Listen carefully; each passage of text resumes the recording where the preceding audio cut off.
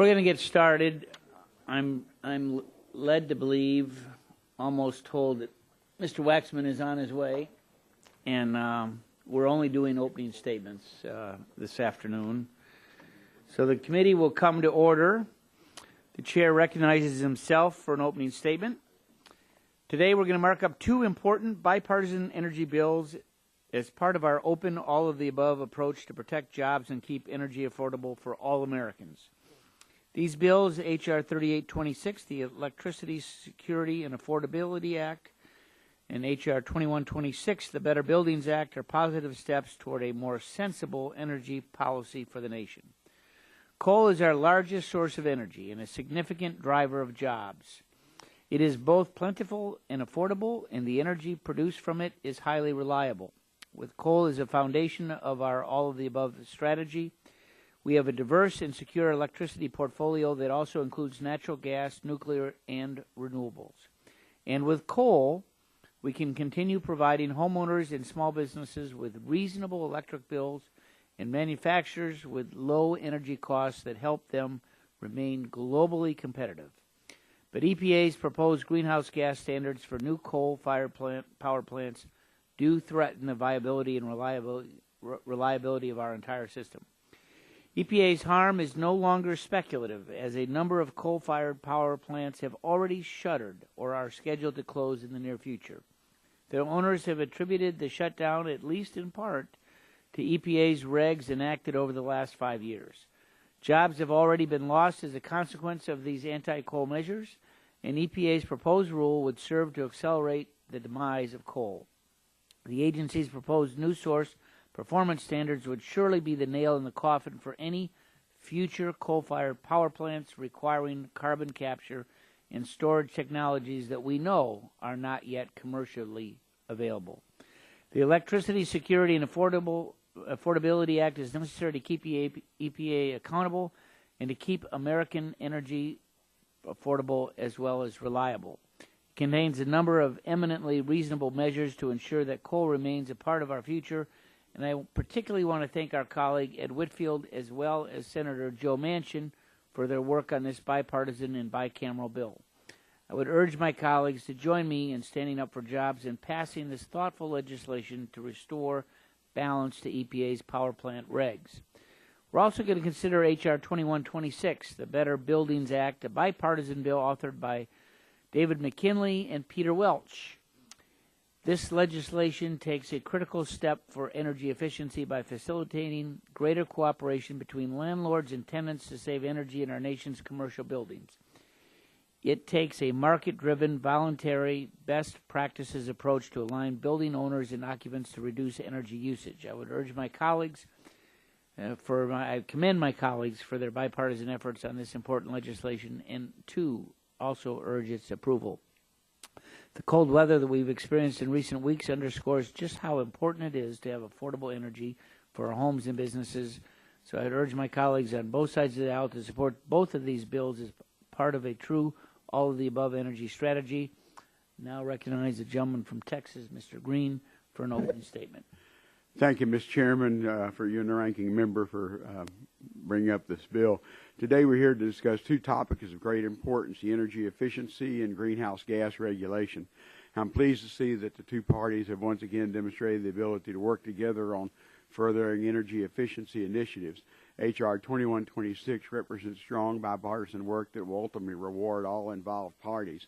According to the National Institute of Building Sciences, the federal government owns or leases more than 3 billion square feet of space. That is more than double all projects covered under the U.S. Green Buildings Council LEED program. The government spends in excess of $7 billion on energy at federal facilities. To achieve significant cost savings beyond design and construction, we need to address existing facilities and provide leadership and flexibility. As the largest single energy consumer, it makes sense for the government to conduct new research, coordinate outreach to key stakeholders, and create a framework for tenants and landlords to develop new initiatives. The Energy Star program has been a great success, saving $230 billion and reducing greenhouse gases by 1.8 billion metric tons in the last decade alone. Energy Star shows us that cooperation between the government, commercial, and household sectors can work to benefit of the economy and the environment, so expanding the program makes sense. I look forward to more bipartisan efforts using this type of program as a blueprint. Unfortunately, H.R. 3826 is not a similar effort, but instead represents the very divergent views of our committee. On the topic of greenhouse gas regulations, my views differ in some ways from those of my Republican colleagues. I believe it when scientists tell us that man-made global warming is real. I think we can address regulation of greenhouse gases in a responsible way that lays the foundation for a clean economy while protecting our vital industries. In other words, my views are very similar. I do not believe the EPA regulation of greenhouse gases is the right solution to our energy and climate challenges. I think we're both interested in improving the economy and creating jobs, but until Congress moves to pass meaningful legislation, efforts such as H.R. 3826 are not the correct way to address the issue. It's important to remember there are more factors at play than just environmental regulation. Today, developments in technology allow us to look towards a future of energy diversity and climate sustainability. Diversification of fuels provides opportunities for consumers, manufacturers, and producers. With respect to electricity in Texas, we're working to include both fossil fuels and renewables into the grid. We're #1 wind producer in the country and the #1 natural gas producer. These developments allow our economy to increase and our carbon footprint to decrease. The marketplace is very much at work. I believe that the market trends to continue to contribute significantly to the retirement of older power plants. With that said, the situation faces our power sector, specifically our fossil fuel powered plants, remains fluid. According to U.S. Energy Information Agency, coal is regaining some market share from natural gas. Additionally, fossil fuel fired plants will constitute approximately 1/3 of our electric power generation sector for decades to come. To create much needed certainty, Congress should develop a regulatory program that will promote economic growth and provide a responsible path forward. But until we sensibly work together to protect the economy and the environment, EPA will move forward under existing authority. I look forward to any opportunity to work together on these issues, and I yield back my time. Chairman yields back. Chair would recognize the chair of the Energy and Power Subcommittee, Mr. Whitfield, for an opening statement. Well, thank you, Chairman Upton, and thanks for bringing these two important bills to the full committee for markup, which will begin tomorrow. I want to congratulate Mr. McKinley and Mr. Welch both for their Better Buildings Act of 2013, and know that we'll adopt that legislation. I'm going to confine most of my remarks to the Electric Security and Affordability Act. As many of you know, President Obama has adopted an extreme position, in my view, and is pushing us down the road that Europe has followed as it relates to renewable energy and addressing climate change. In fact, his greenhouse gas regulation, which is expected to become final this summer, will make it impossible to build a new coal-powered plant in America because the emission standards that regulation sets cannot be achieved by any commercially viable technology. I would also like to read from yesterday's New York Times the headlines, "Europe Facing Economic Pain May Ease Climate Rules."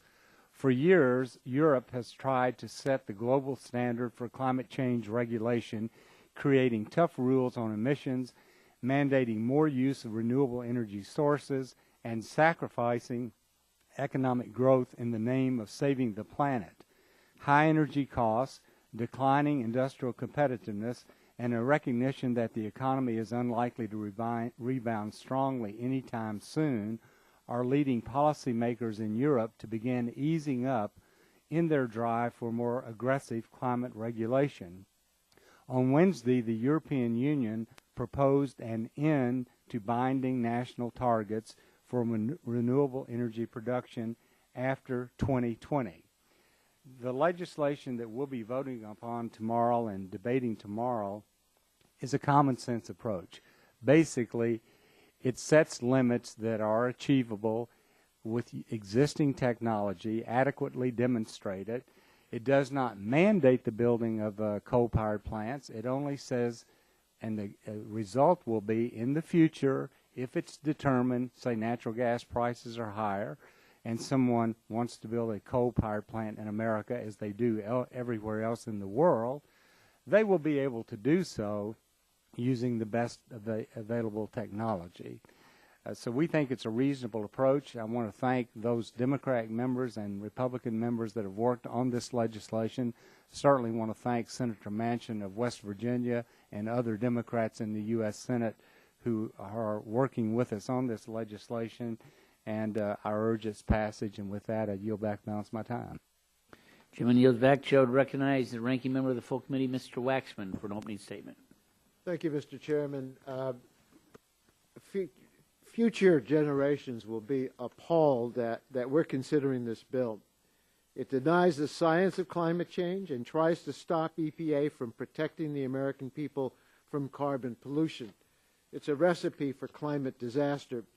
H.R. 3826 would amend the Clean Air Act to block any limits on carbon pollution from coal-fired power plants, which is the largest source of carbon pollution in the United States. When we should be moving forward to protect our children and grandchildren from the climate catastrophes, this bill will move us backwards. The dangers we are facing are real, they are large, and we may only have a short time to act before it becomes too late. Robert Rubin, a widely respected former Treasury Secretary, he comes from Wall Street, not the environmental movement. Yet this is what he said just last week about climate change. Quote, "There are a lot of really significant, monumental issues facing the global economy, but this supersedes all else." End quote. Scientists have produced study after study predicting devastating impacts on all facets of our economy and quality of life if we don't act now to cut carbon pollution. But instead, we're ignoring their warnings. At the hearing on this bill in November, I asked the Republicans, what's your plan for dealing with climate change? If you don't like EPA's approach, what's your alternative? There are many ways we could tackle climate change. We could put a price on carbon. We could support the development of clean energy.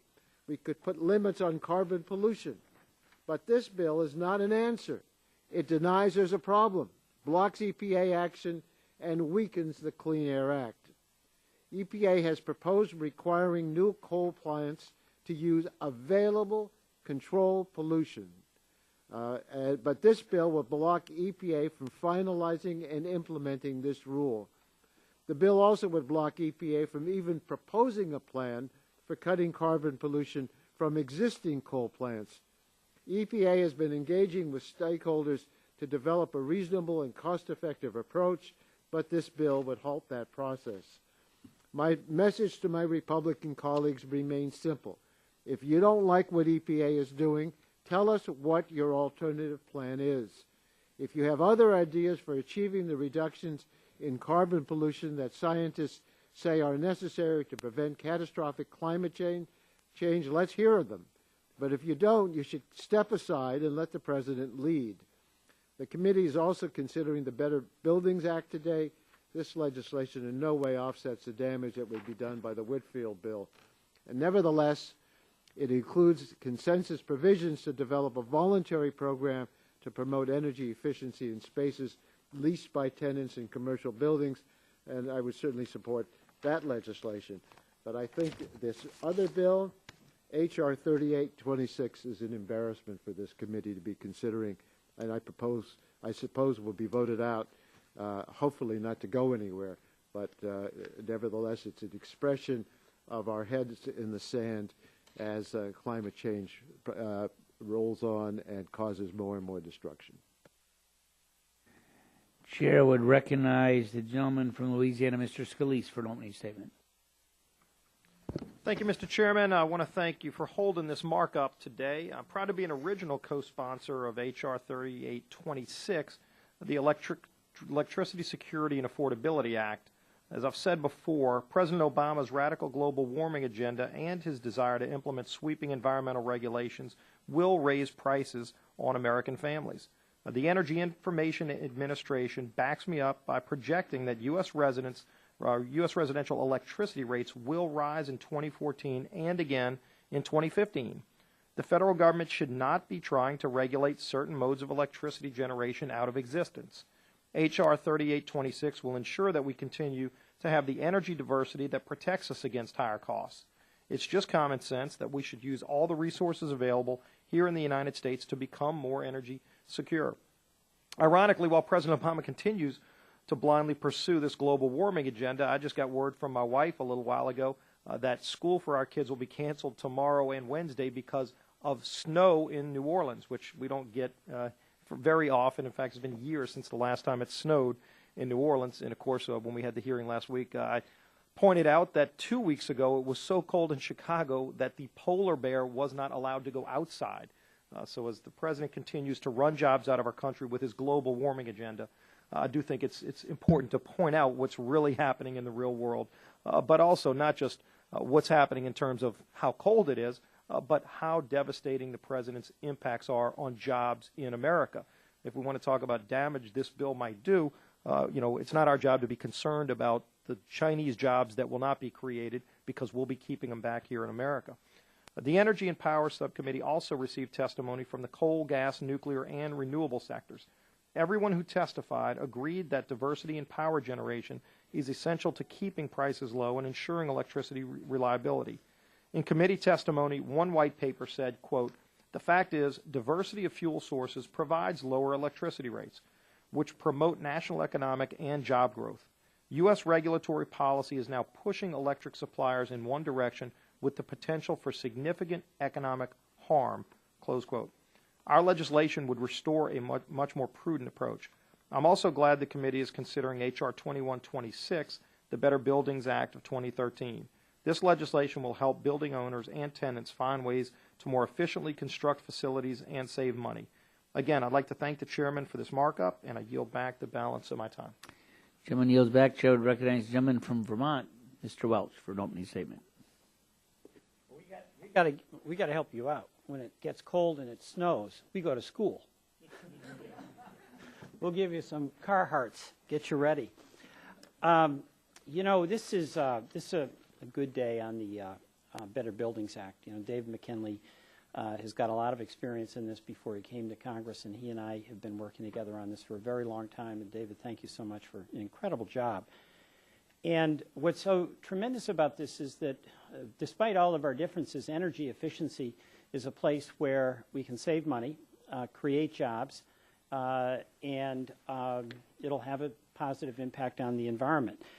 And homes and buildings consume 40% of our energy in the U.S., and in commercial buildings, owners report that tenants consume up to 50% of the energy. So even with good landlords and owners, it's tough without tenant cooperation. So this legislation essentially gives some help to the tenants and encouragement on a private sector model, voluntary, to reap the benefits of an efficiency program.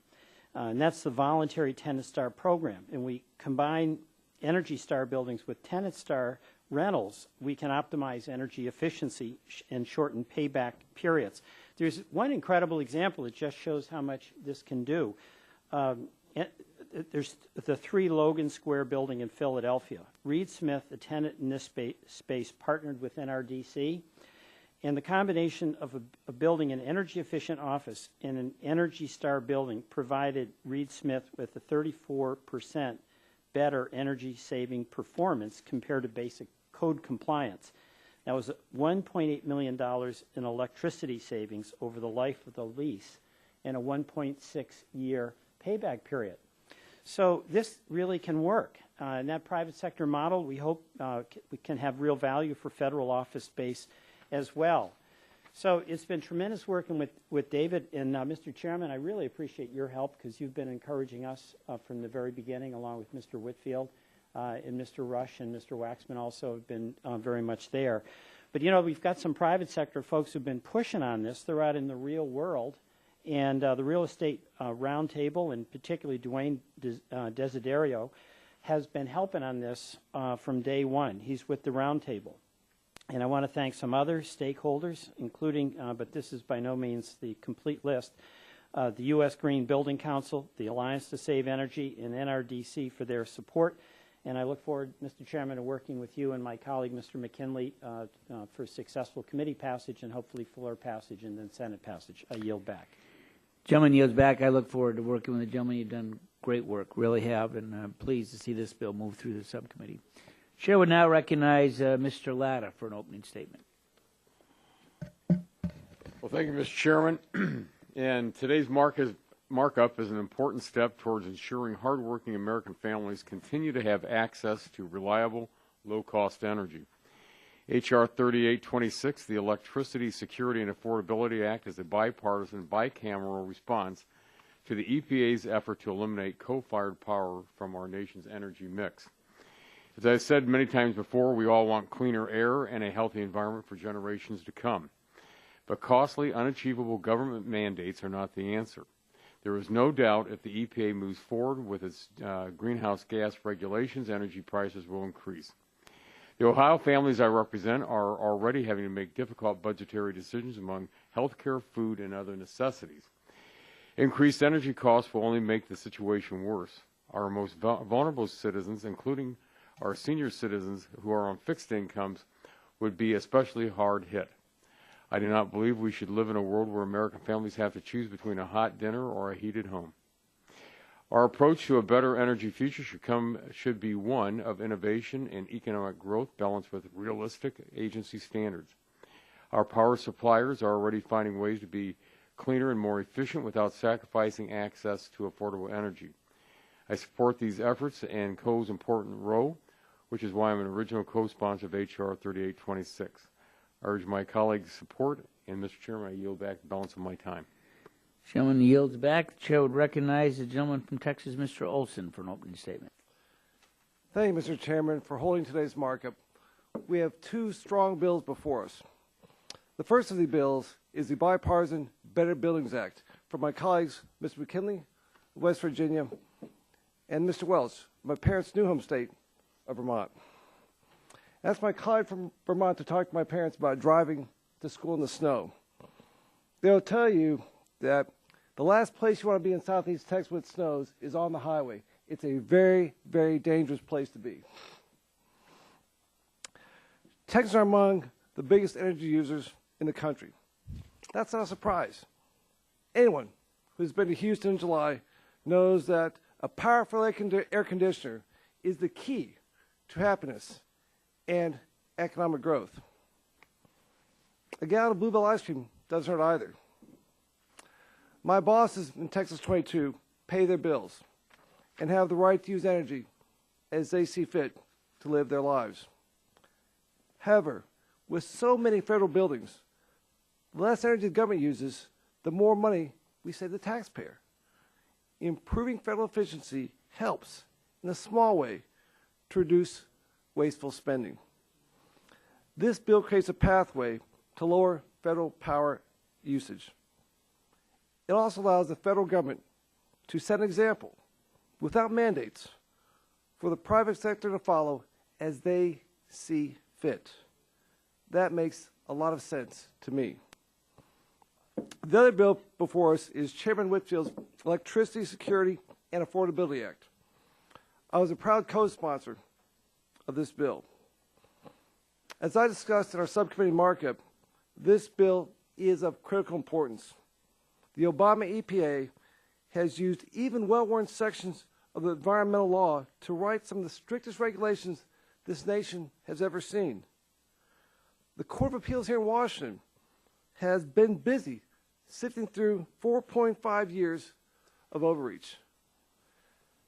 However, past rules are a preview to greenhouse gas regulations.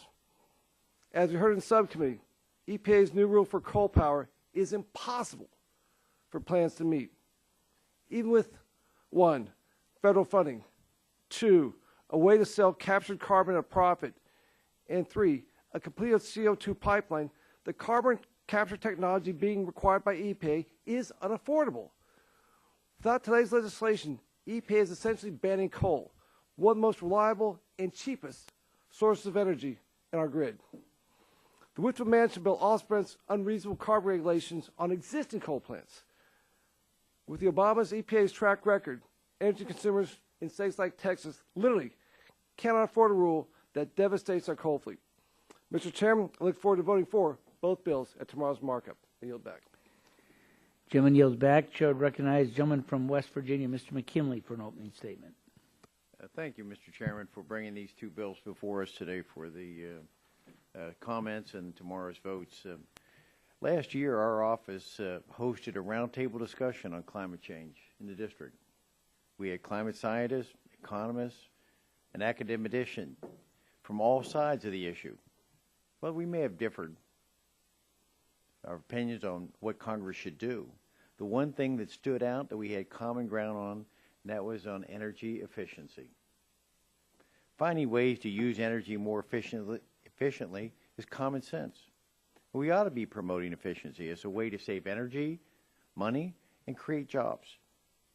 H.R. 2126 will provide this country with a market-driven, voluntary, best practice approach to align business owners and their tenants to reduce their demands on the energy grid. Peter Welch has been an excellent co-sponsor with me. I've enjoyed very much working with Peter.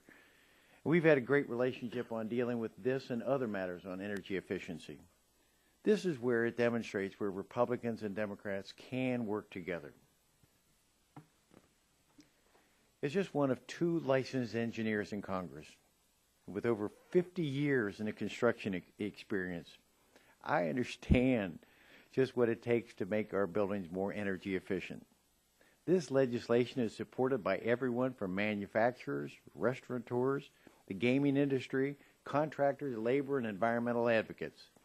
It's estimated to lower the energy cost to consumers and businesses by $2 billion. $2 billion. And result in reduced carbon emissions by nearly 12 million tons. This moves our country also towards energy independence. Our priority in Congress should be to create an environment where business wants to create jobs, and passage of this bill ensures that we truly are working towards that goal. I'd like to thank again Chairman Upton and Ranking Member Waxman for allowing this bipartisan bill to come straight to markup. Thank you, and I yield back my time. Gentleman yields back. Chair would recognize gentleman from Florida, Mr. Bilirakis, for an opening statement. I appreciate it very much. I commend Congressman Whitfield and Senator Manchin for working in a bipartisan manner and a bicameral nature to introduce H.R. 3826, the Electricity Security and Affordable Care Act. The administration's vision through the pending greenhouse gas regulations for new and existing fossil fuel power plants threaten both our recovering economy and our energy independence. These regulations will mostly impact coal-fired electric generating plants. In order for these plants to comply with the law, they will have to capture and store underground about 40% of the carbon dioxide they emit. This technology has not been proven and does not exist on an industrial scale. Furthermore, it will halt new coal plants from being constructed. A radical and harmful elimination of coal from our energy portfolio is short-sighted, and this important legislation will protect a significant source of American electricity. Nationally, in 2012, 37% of power was generated by coal, and with current production levels, we have enough estimated recoverable reserves to last more than 200 years. America's energy future is bright, and we still have a chance to choose a path that leads us there. Our vision, exemplified by this legislation today, embraces the remarkable opportunities of affordable, reliable electricity. Our vision is focused on maximizing our country's abundant, affordable, and diverse energy resources, reducing emissions through technological development, economic competition, and market-based efficiencies, things that allow our economy and jobs to prosper, are very different from the solutions offered by the current EPA. The administration's vision is to close the door on a vast and proven energy source, something that will hurt ratepayers, particularly seniors, the impoverished, and others on fixed incomes. This vision will also make doing business in America more difficult for manufacturers and others who require large amounts of electricity, like those in the information technology sector. The administration's rule will hurt job growth, period. There is nothing progressive about forcefully causing electricity prices to go up for those that cannot afford it. I urge my colleagues to support this very important legislation, and I yield back. Thank you, Mr. Chairman. Gentleman yields back. The chair reminds members that pursuant to committee rules, all members' opening statements will be made part of the record by unanimous consent. And at this point, the chair would call up H.R. 2126 and ask the clerk to report. H.R. 2126 to facilitate better alignment, cooperation, and best practices between commercial real estate landlords and tenants regarding energy efficiency in buildings and for other purposes. Without objection, the first reading of the bill is dispensed with, and the bill will be open for amendment at any point so ordered. For the information of members, we are now on H.R. 2126. The committee will reconvene tomorrow at 10 a.m., and I would remind members that the chair will give priority recognition to amendments offered on a bipartisan basis. I look forward to seeing you all tomorrow, and without objection, the committee stands in recess.